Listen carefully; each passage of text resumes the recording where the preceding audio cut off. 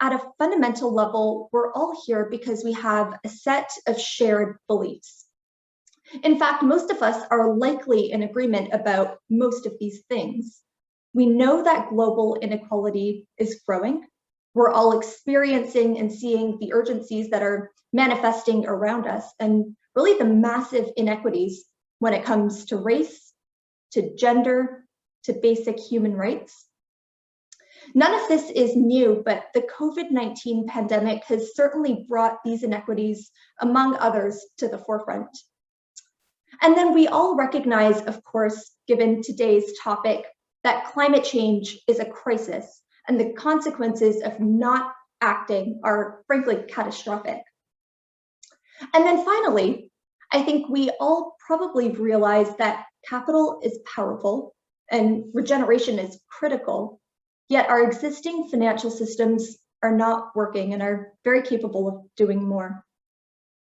And so whether you are an institutional asset owner or a fund manager or a social enterprise or an activist or a student, there really is a role for each of us to play in building a better, a more resilient future starting now.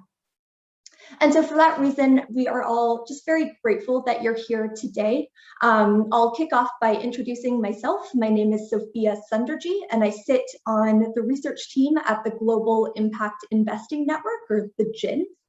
And I get to work every day on uncovering data and insights about impact investing, conducting research, and then sharing those findings really to inform stakeholders in the industry and those looking to join.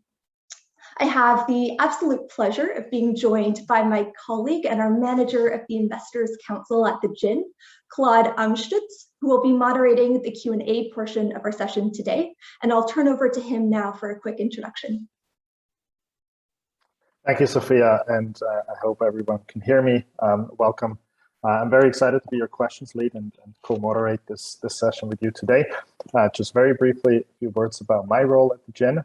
My workday revolves largely around programming for the GIIN's Investors Council, which is our leadership body within the member network, composed of broadly diverse set of asset owners and asset managers from across the global impact investing ecosystem. And as mentioned before, looking forward to receiving your questions. So please use the chat function, send them directly my way. And yeah, back to you, Sophia. Wonderful, thanks, Claude. And for those of you who have just joined the line, feel free to introduce yourself and where you're from in the chat. And as Claude mentioned, for any questions, just send them directly to him and we'll be sure to tackle as many as we can. And so the Global Impact Investing Network, or the GIIN, is a global champion of impact investing and has a decade plus of experience in building this industry and really in growing the scale and effectiveness of impact investing. We do this in a couple of different ways. Firstly, through engaging with our members and other investors in the network, from large insurance companies and pension funds, all the way to smaller, more niche fund managers. Secondly, through guidance on impact measurement and management practices, including the creation and management of IRIS+, that's IRIS and then a plus sign, which is the generally accepted system to measure and manage impact. And then finally, through market research, really to inform activities and to inform investor practice. And so ultimately, our vision is of a world where financial markets serve all members of society and where finance plays a central role in solving the many social and environmental challenges we see today. And really, I think a world in which investors integrate impact into all decisions simply by default is the normal way of doing business. And so given that, the focus of today's session, as you all know, is really to better understand the impact investing industry. And so we'll start off with just a little bit of background on what impact investing is and also what it's not. We'll share some key trends on market activity in the impact investing industry, some key findings on financial performance and also on impact performance. And then finally, we'll share just a couple of reflections on what's next on the horizon for this very quickly growing industry.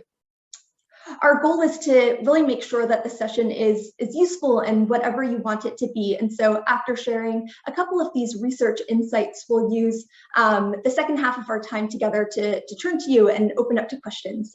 So keep sending those in. But to kick us off, the universe of investing with impact is big. It's expansive and it often feels quite complex. And so I'd like to start off by distilling what we really mean when we use the term impact investing. Impact investments are investments made with the intention to generate positive, measurable, social and environmental impact alongside a financial return. And so this means that impact investments can really run the spectrum and ultimately reflect an investor's objectives. They can be made into both emerging and developed markets across asset classes, whether it's, private debt, private equity, real assets, public markets, and they target a pretty wide range of financial returns, from risk-adjusted market rate returns all the way to below market rate returns. I'll also emphasize here that impact investing is not philanthropy. And of course, there's such an incredibly just valuable role that philanthropy plays along with traditional development aid. And impact investing really works alongside those tools focused on using investment capital to achieve more than just financial returns. But this doesn't mean that you can't have both. And what we know based on the evidence is that impact investments can generate both financial and impact returns. The other piece that I think I'll mention here is that impact investing is not inherently risky. And very similar to non-impact investments, we see tremendous opportunity for all kinds of risk profiles. And then finally, and this is the big one, impact investing is a strategy, which means it can be applied really to any investment. And what this comes down to is a deliberate choice to generate impact and then to use impact data in decision-making, which is incredibly powerful in all sorts of ways.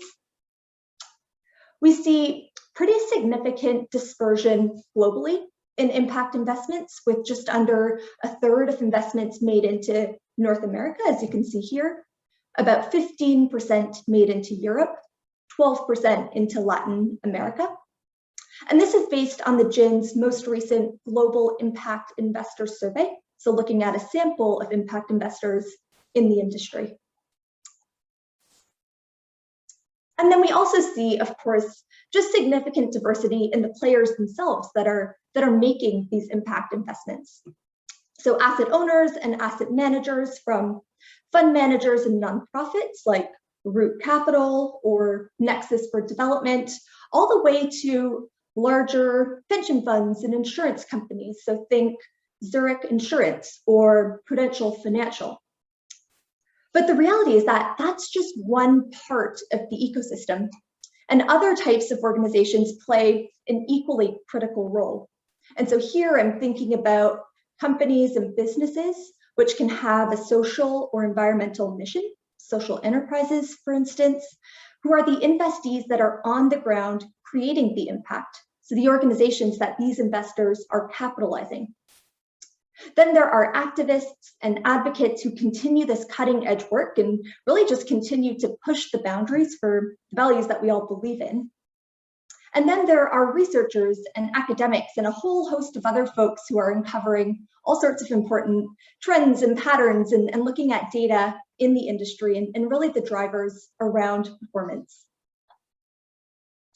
But despite this diversity, there are 4 core characteristics that make investors impact investors. And so the first is intentionality, which is a genuine interest and motivation to generate some kind of social or environmental impact. And this could be as a primary motivation for making an investment. So for example, an investment into an agro dealer in Rwanda, or to support affordable housing in the US, or as a motivator alongside financial returns. So perhaps an investment into an electric vehicle company in Cambodia or in Canada.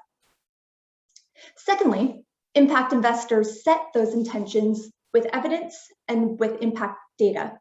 And so alongside an investment thesis, an impact investor will often also have an impact thesis. And the impact associated with an investment needs to be actively measured, really to get at that, that core question of how do you know that you've generated some kind of social or environmental impact? Thirdly, we have managing that impact performance. And so that would mean tracking progress using impact metrics, reporting on performance, and perhaps most importantly, integrating those impact learnings into the investment process to manage performance more effectively, with the goal, of course, of increasing your impact.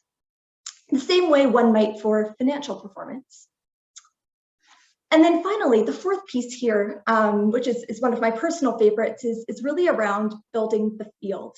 And a big part of that is sharing learnings, informing other actors, building research, and growing the marketplace through lessons learned on integrating impact into investment decision-making.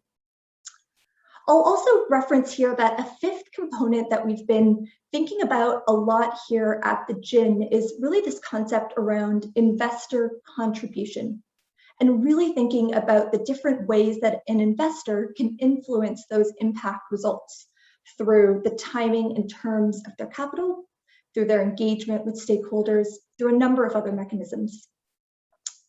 The industry is growing, and it has tremendous potential to revolutionize the way that we think about capital markets. And that's made quite clear by the GIIN's latest market sizing study, which found that the impact investing market is valued at $715 billion across 1,700 organizations, which is nearly $1 trillion. And this is just the beginning. There's a significant supply of capital that really does have the capacity to address some of the world's most pressing challenges, and that supply is only growing. And so let's take a look at what that means in practice. And we know now that the industry is growing in both depth and in sophistication.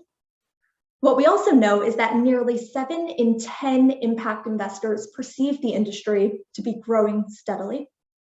And so I'll go ahead now and share just a couple of the high-level data points from the GIIN's 2020 Global Impact Investor Survey to help us unpack some of these trends and activity in the industry today. Impact investments are deployed through a range of asset classes, as you can see here on the screen, most commonly through private debt. But what we see is that though the asset classes used most commonly by investors are private debt, private equity, and real assets, we see significant assets under management actually allocated through public equity, which really demonstrates just the strong potential for both public and private markets. I'm going to take a really quick pause here to grab some water.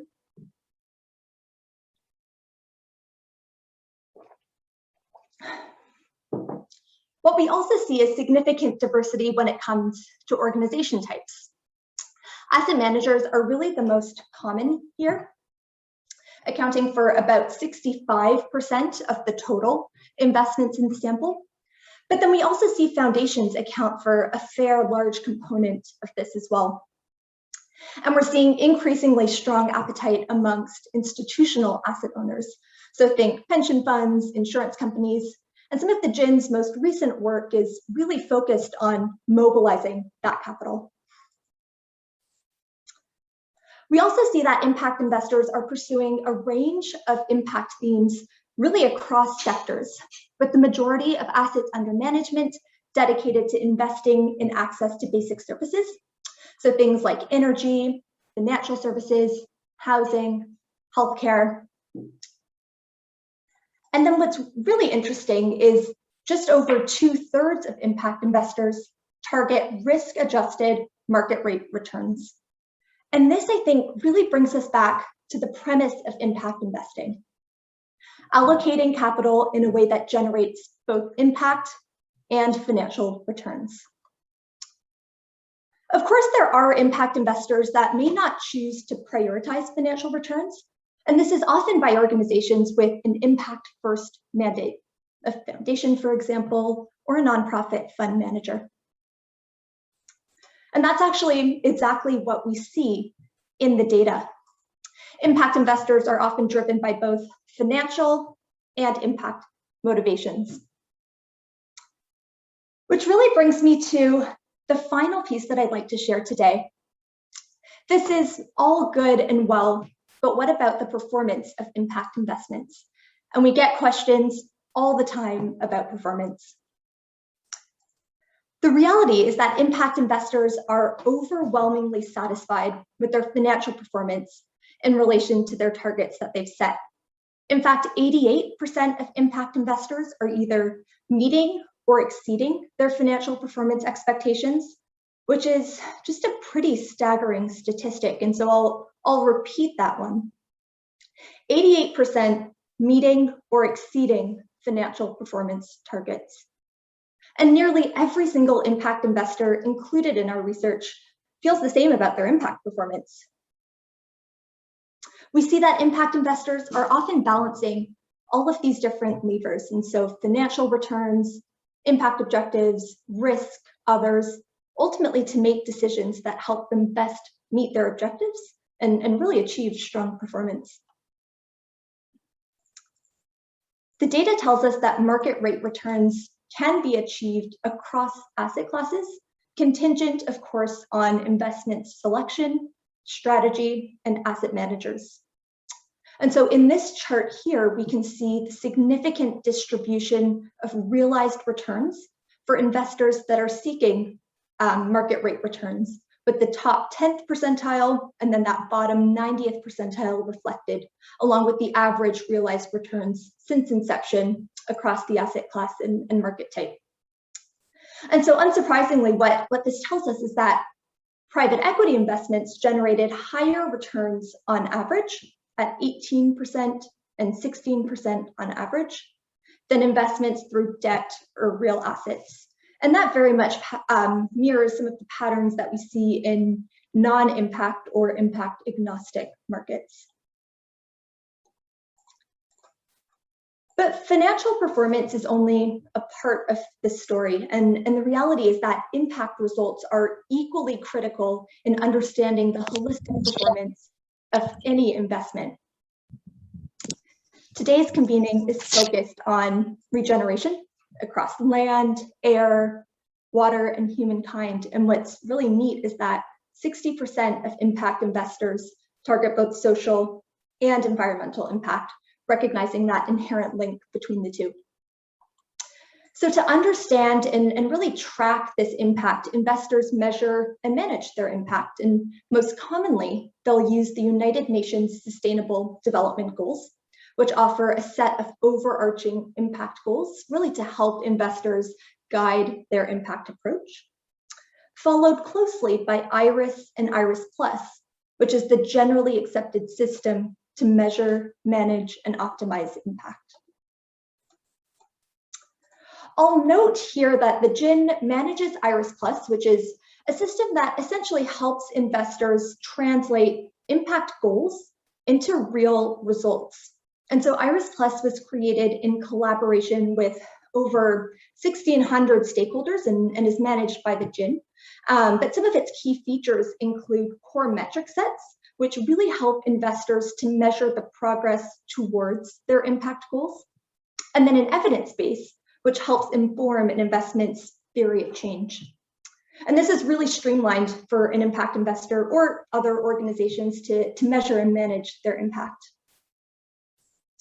I'll also mention that the system is used by over 10,000 organizations globally across both developed and emerging markets. And it's used by some of the largest industries organizations in the world. What this speaks to, I think, is really this growing standardization in the industry when it comes to measuring and managing impact. And what's especially exciting is just the incredible impact insights that can be derived from using these standardized metrics and really applying a standardized analytic process.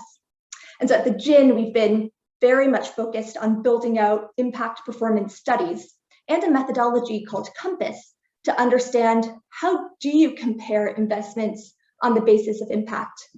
And this paves the way for industry impact benchmarks and ratings and all sorts of other tools. Ultimately, I think this is just very much key to using capital more efficiently and to achieving more impact.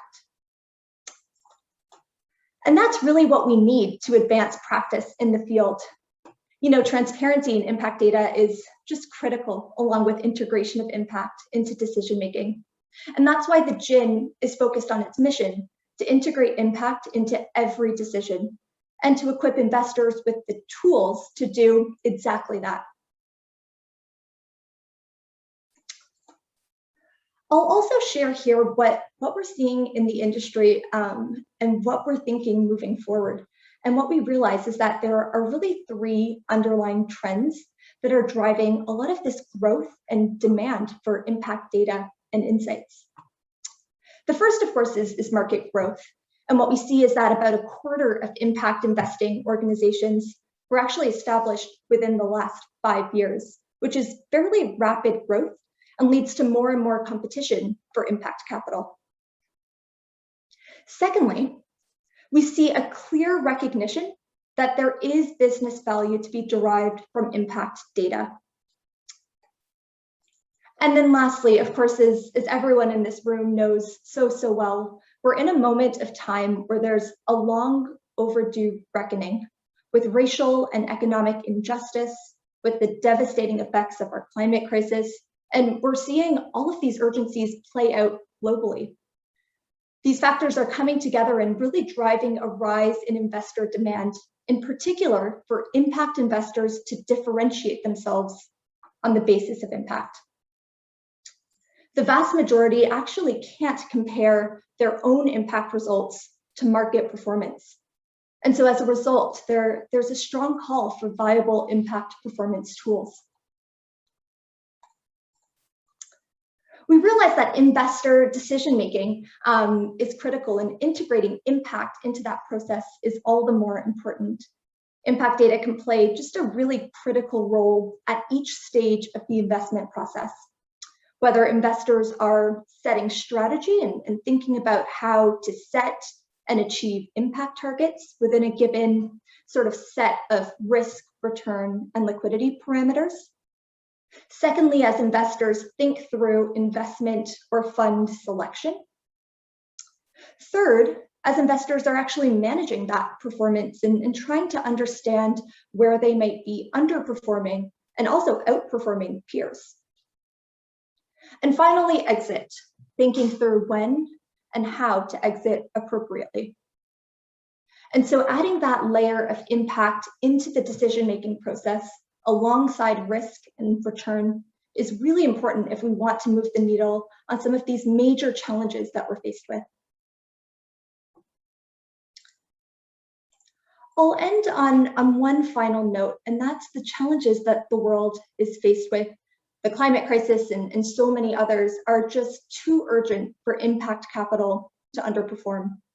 We know investors increasingly want to align their own values and the values of their shareholders, clients, pensioners, other stakeholders with their capital.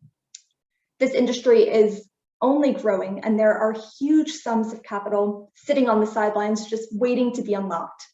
And we each have a role to play in achieving that vision. And so with that, I am delighted to turn it over to my colleague, Claude, who will lead the next portion of this session. Thank you, Sophia, and thanks everyone. I've received a ton of questions, so we have plenty of stuff to get to. Sophia, just quickly, I think we have about a half an hour now, correct? Just so I can manage time. Yeah, I believe we have even 30 to 35 minutes. So we've got a fair amount of time for questions, which is great. Perfect. Okay. So now, since you've kicked us off, I'll give you a bit of a break, and I guess I'll take the first couple of questions, and then we can go back and forth.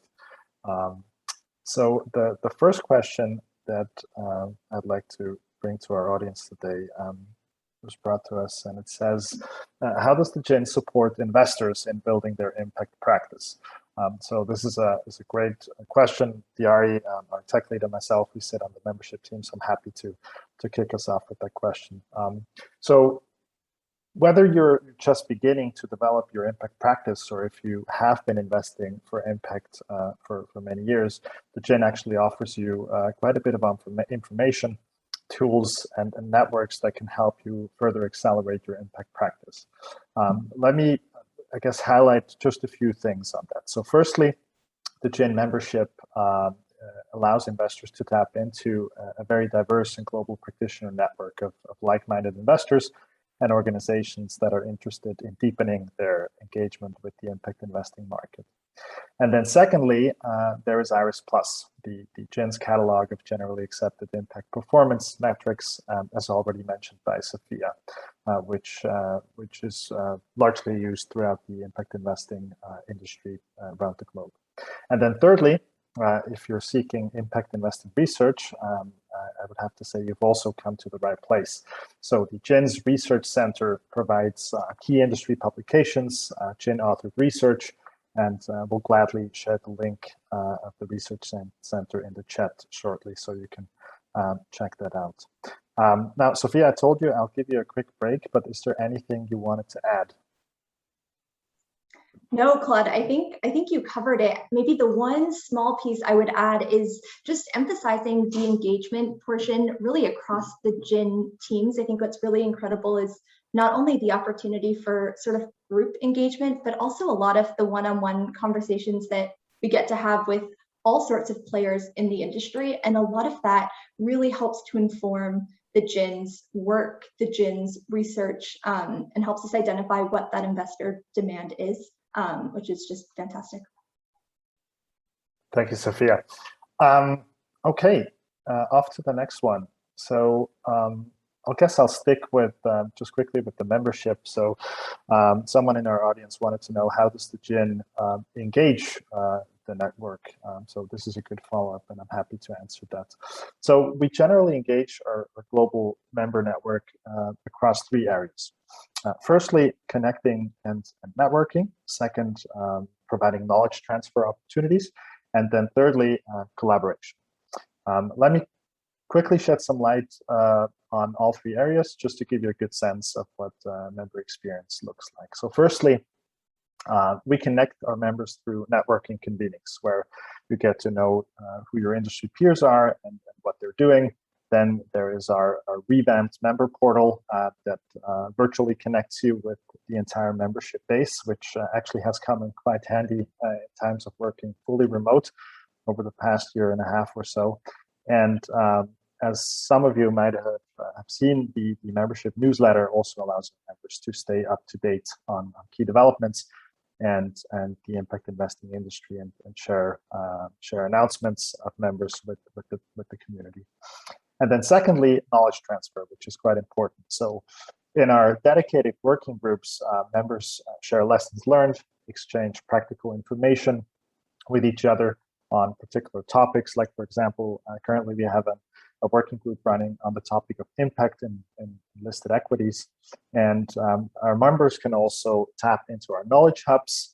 Right now we have two knowledge hubs running, one on gender lens investing, the other one on blended finance. And as it looks like now, we're adding another knowledge hub platform on the topic of climate finance.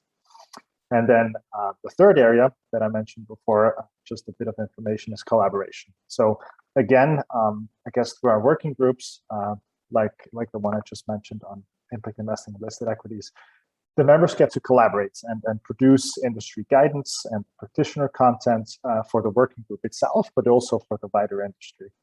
And in addition to that, I would say that our members are always invited to contribute their expertise to strengthen our work, the work of our research team and IMM team at the GIIN. Yeah, Sophia, anything you wanted to add in that context? No, I think you covered it, Claude. Thanks. Wonderful. So the next one is for you, Sophia. So one of our participants wants to know, if you could talk a little bit more about how investors identify investments and how those investments are actually made.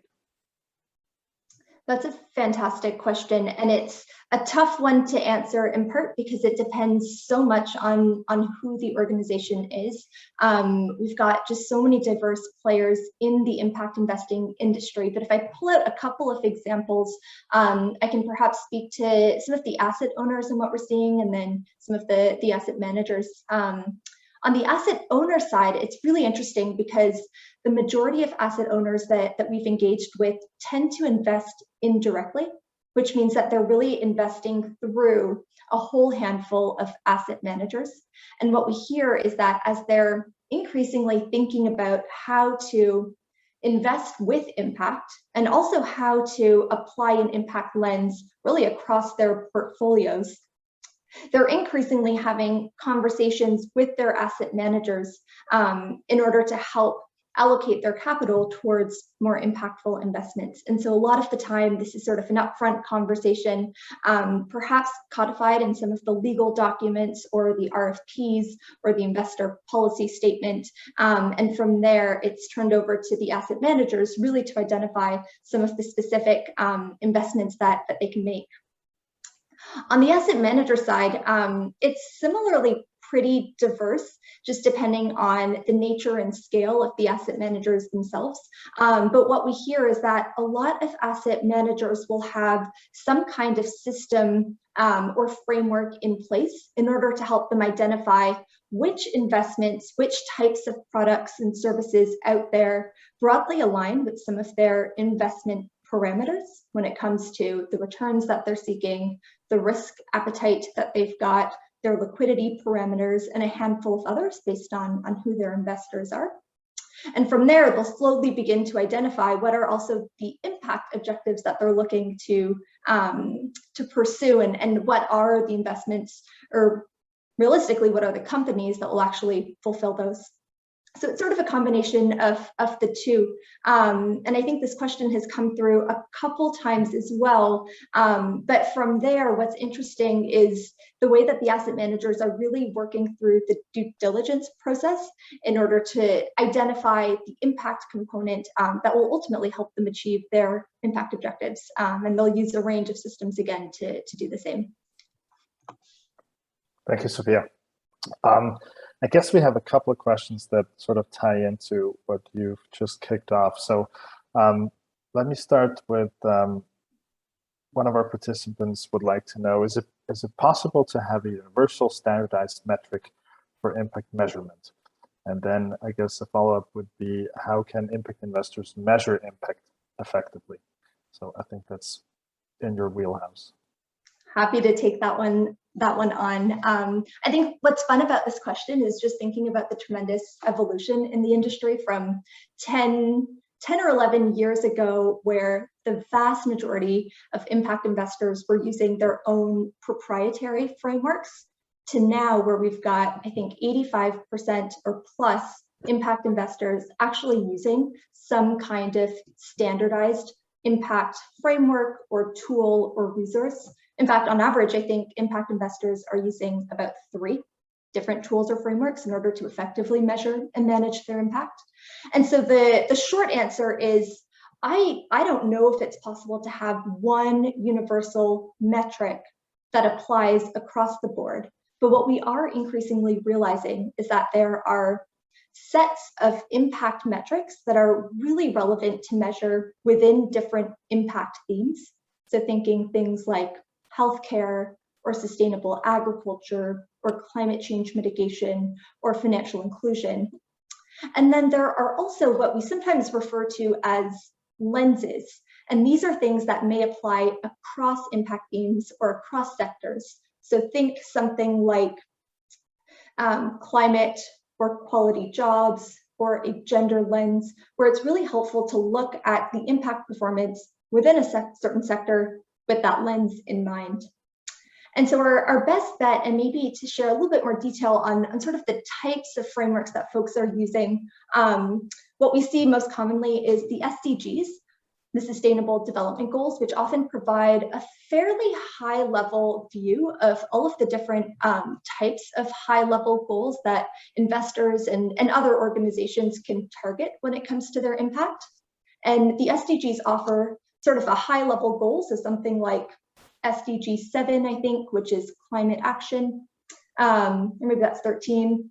But the high-level goal all the way down to individual indicators to help you really determine what that specific impact is that you're assessing.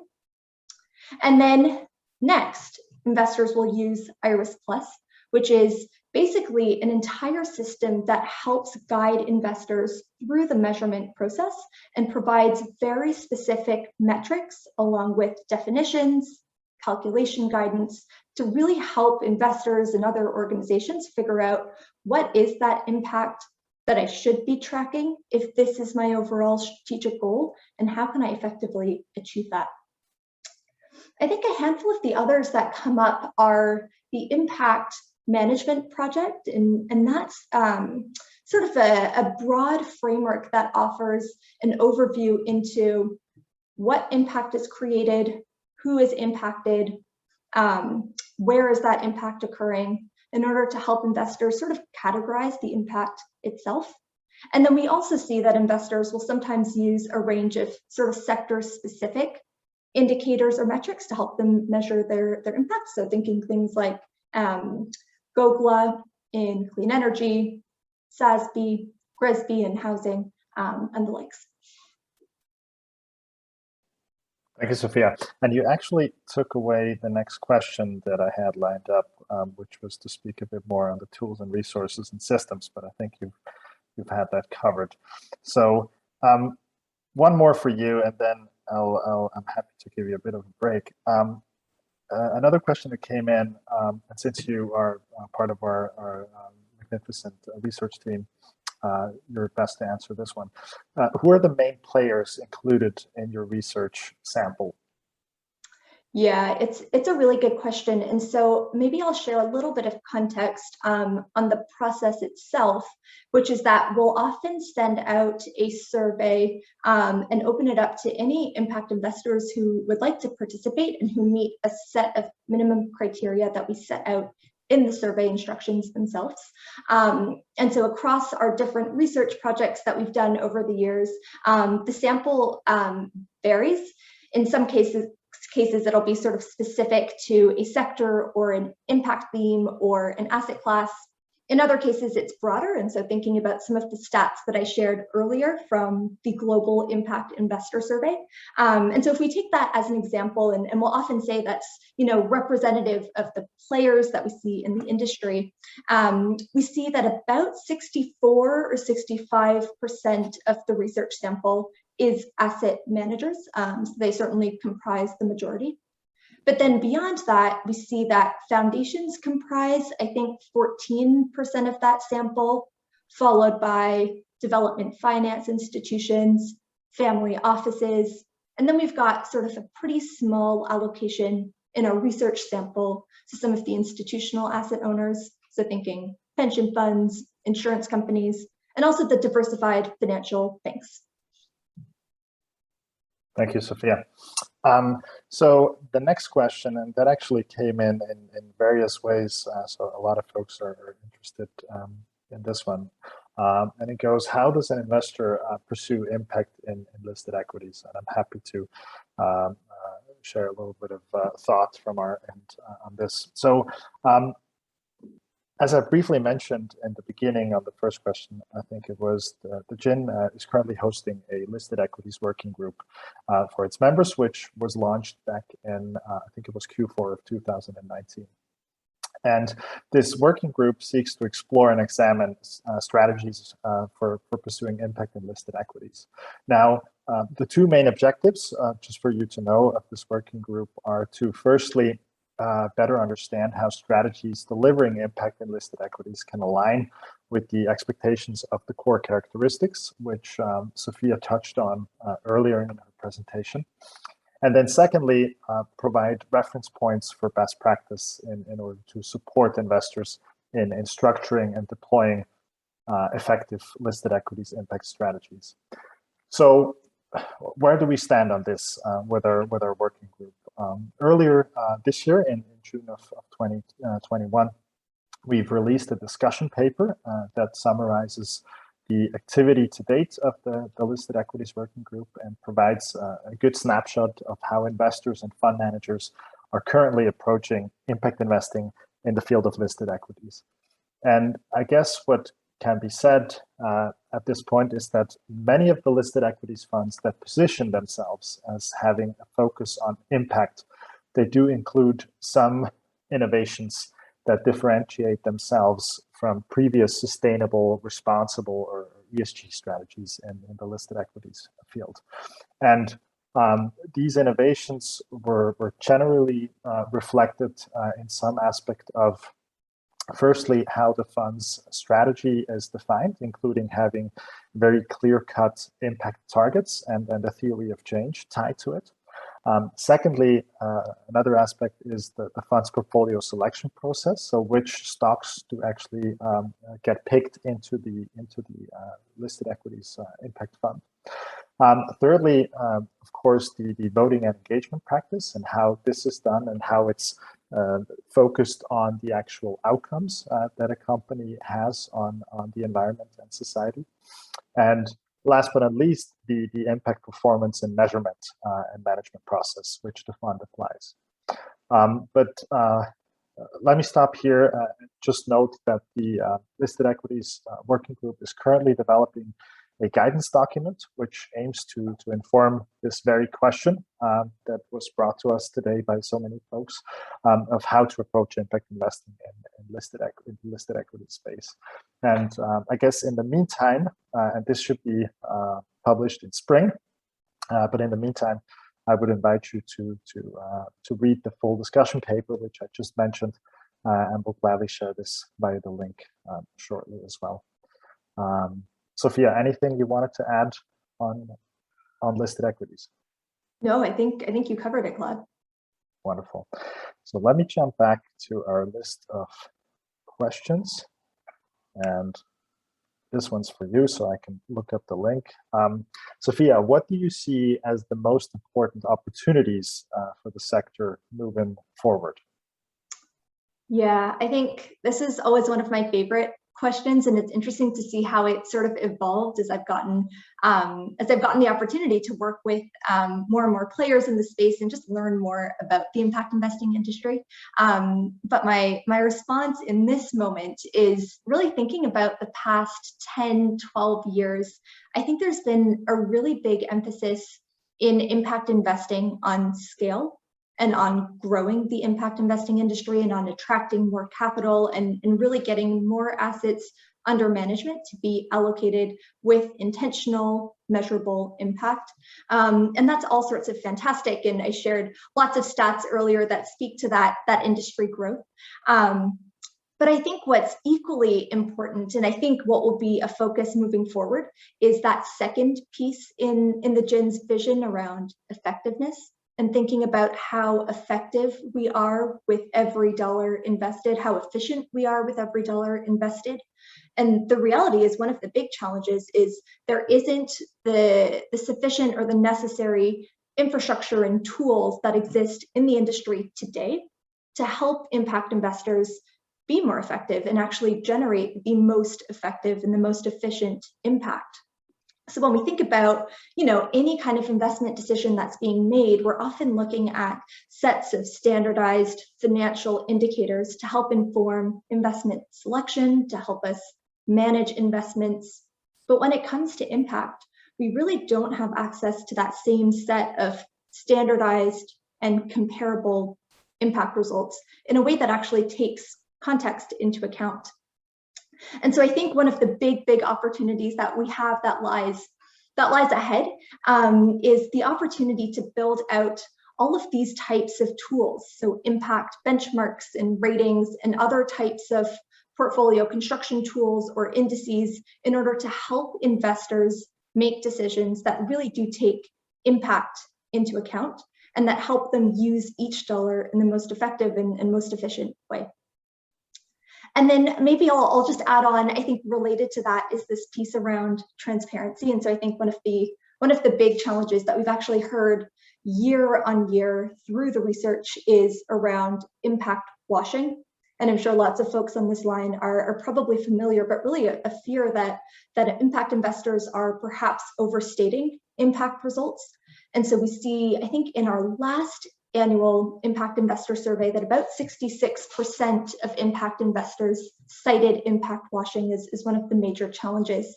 And in reality, there's a tremendous opportunity through increased sort of transparency when it comes to making impact and financial data available.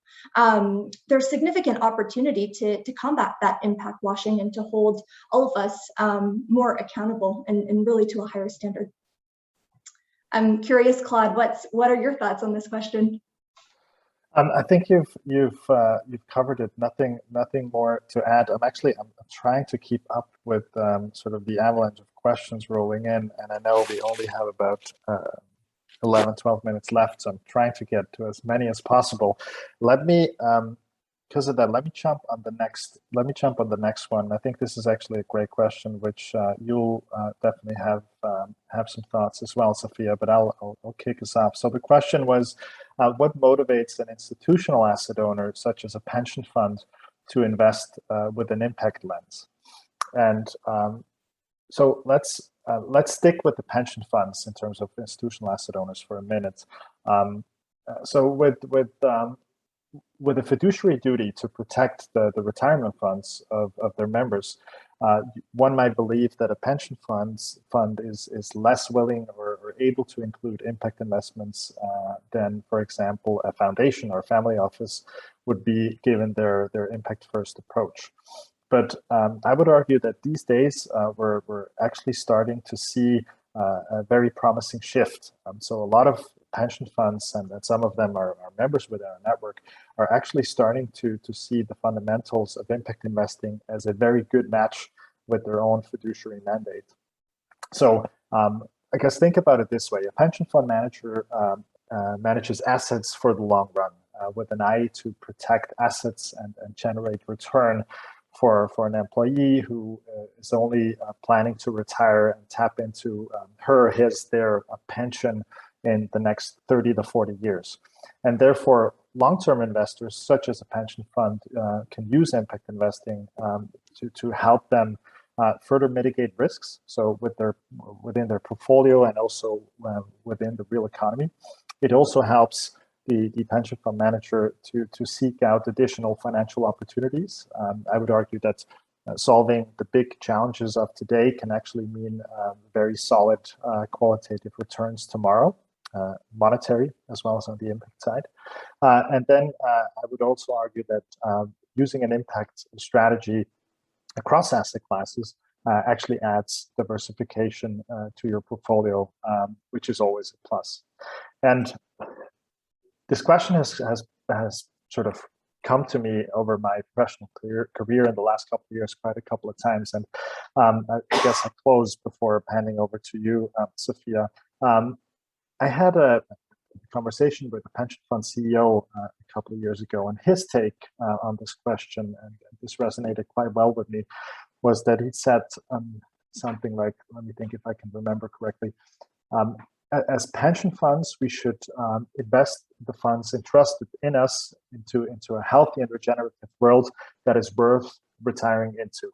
And I feel like this makes a lot of sense. Sophia, any thoughts from your side? No, that was so beautifully articulated, Claude. Maybe the one thing I'll add is that we recently conducted some research specifically on social and environmental goal setting amongst institutional asset owners, and it focuses very much on the pension funds and insurance companies. But I'll send that link around in the chat in case anyone's interested in some more information on that topic. Thank you, Sophia. So another question that came in, and I think this is quite timely as well. Give me 1 second. I have to do a lot of scrolling here. So the question was, how has impact investing been used to fight the COVID-19 pandemic? And I can take a first crack at it and then hand over to you, Sophia, because I feel like in the research field you're aware of what's going on in the industry in a broader sense. So back in May of 2020, the GIIN actually launched a market-wide coalition called the R3 Coalition, R3 meaning response, recovery, and resilience, which was set up to mobilize and coordinate impact investors to fill financing gaps and quickly deploy capital to high-impact investment opportunities, responding to the current COVID-19 crisis. And since then, since the launch of the R3 Coalition, this body of work actually released multiple issue briefs to support impact investors in their daily work operating through the global pandemic. And I'm happy to share that link in the chat shortly as well. But over to you, Sophia. What have you seen in this regard on the research side? I think what's been especially interesting that we've both seen through the research and heard just anecdotally through a lot of our discussions with impact investors is this sort of renewed sense of focus on basic services. And we see that come through in the data in terms of some of the key areas that impact investors are focused on: healthcare and WASH and financial services. But what COVID has made palpably clear is just how important it is to be financing those types of basic services. And what's also been fascinating is just some of the strategies and mechanisms that a lot of investors have put in place to respond to COVID-19. We conduct impact performance studies here at the GIIN, so really trying to understand the impact associated with impact investments. And lots of examples have come through specifically in thinking about how investors have modified their due diligence processes, their selection processes earlier on, how they've sort of modified managing the actual investments, and then also how they've at times extended their exits and really thought critically about the right time just given this global pandemic. And so there are also some good examples of those under spotlight sections in the impact performance studies, and also happy to share a link, but it's a fantastic question and one really worth reflecting on. Thank you, Sophia. I have another one, almost slipped, but we caught it, and I think it's a great question. What is the role of where do you see the role of government in facilitating impact investing, and how does one measure the effectiveness of government policies in impact investing? Is there anything you can share on that? Yeah, I think governments play really a tremendous role in impact investing and regulatory environments especially, and we sort of have been seeing that play out in Europe with something like the SFDR, and I think the US is not far behind. What's I find interesting is that the GIIN's focus is probably more so on the financial markets and investor side than it is on the regulatory side. But despite that, what we see through the research is often reflection on regulatory contexts. And so I think in our Global Impact Investor Survey, the 2021, the last version that's come out last year, we actually have a section that explores specifically some of the policies and regulations and task forces and committees that governments have implemented in order to help support this growing ecosystem. And so it explores, I think, examples within South Africa, Canada, and a handful of other countries. And so certainly feel free to check that out. I think what's tough about this question is that it's so varied based on geographic context. But any thoughts on that one, Claude? No, I think you've nailed it, and I think the last point you just mentioned, the sort of the context in terms of the region plays a large role. The only thing I would add is that this has definitely been sort of a topic that continued to come up within the Investors Council that I work with. So there is Investors Council members. There's a pension fund that actually is working quite heavily with their local government, trying to put together blended finance structures and really getting in all entities that could provide capital sort of throughout the market. I think we have about 4 minutes left. One question that I would like to test with you, Sophia, is a participant would like to know, is it true that there is a huge absence of diversity among asset managers globally, and impact investing, is impact investing not diverse? That's such an important question. And I think when we look at the evolution of the impact investing industry, what we've seen over time is that more and more investors of all kinds are actually entering the industry. And so at this stage, what we see is that about 2/3 of investors are targeting market rate returns. A majority are asset managers, both for-profit and not-for-profit, so about 64–65%, I think, followed by a handful of other players, foundations, family offices, development finance institutions. What I will say, though, because it's a really good question, and I think it speaks to the fact that we still don't have those significant sums of capital sitting in pension funds and insurance companies, and the capital that diversified financial banks are managing. We still don't have a ton of that capital actually invested with impact or specifically into impact investments. And I think that that's where a lot of the opportunity sits that Claude spoke to earlier when thinking about some of those institutional players, and really where the vast majority of capital in our financial markets sit. But I do think that we have a fairly diverse industry, and I think we're moving towards a world in which it's just impossible not to think about impact. So I could also see sort of the market changing quite considerably over the next few years. And I guess just to follow up, if you would have to sort of zoom in terms of racial and ethnic diversity, do you see a gap there?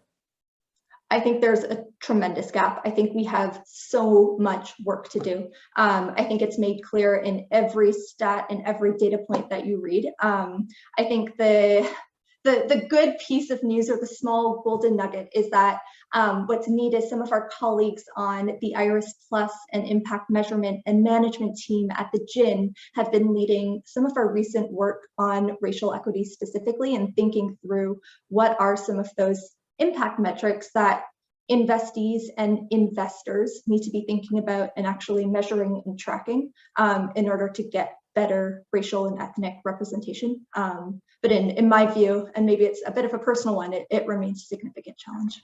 Yeah, I would fully agree with you. But we're speaking for the GIIN. We're hard at work trying to fill those gaps and make our community and our work just about as exclusive as we can be, and hope to see some of the audience members of today in our network moving forward. I think we have to wrap. I have one more question I would like to get to. It's close to my heart, and then I'll hand over to you, Sophia, so for some closing remarks. So it appears as we do have a student in the room as well, and they would like to know, as a student about to enter the workforce, where can I find career opportunities in the impact investing field? So first of all, I'm thrilled to hear that young folks are seeking to enter the field of sustainable finance, impact investing, and see purpose in that. So as part of our mission at the GIIN to accelerate the scale and effectiveness of impact investing, we actually publish job openings from members and other impact investing stakeholders around the globe on a dedicated website. I'll let that float into the chat in a second. And I would invite participants on here as well, if you know of any platforms that folks can turn to if they seek a career in the impact investing field, please share with everybody. And with that, I'll hand over back to Sophia to close us off here. Wonderful. Well, thanks so much, Claude, and thank you so much to each of you for joining. And